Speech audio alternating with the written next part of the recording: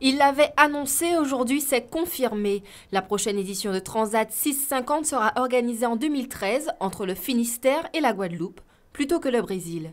Près de 80 concurrents prendront le départ à Douarnenez en novembre 2013 pour une course transatlantique de 4000 mètres, seuls, à bord d'un voilier de 6,50 mètres.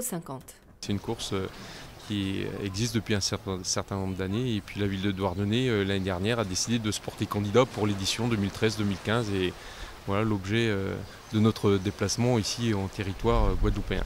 La traversée s'effectue en 2 étapes au départ de la France, avec une escale aux Canaries avant de rejoindre Pointe-à-Pitre. Il s'agira d'une première édition en Guadeloupe pour les organisateurs. C'est la première édition, en effet. On avait candidaté l'année dernière puisque les éditions précédentes partaient de La Rochelle. Donc on était 2 communes de métropole à candidater. Et puis on s'est lancé comme ça, un petit peu dans le jeu, en espérant l'avoir. On n'était pas très certain de l'avoir d'ailleurs, cette course-là. Et puis à notre grande satisfaction, au mois de décembre, au Salon Nautique, on nous a annoncé que Douarnenez était retenu. Donc c'est une première et c'est une course différente des autres, en plus de toutes les courses qu'on organise à Douarnenez qui nous permet de jouer un petit peu dans la cour des grands et on espère que ça sera pérennisé dans le temps.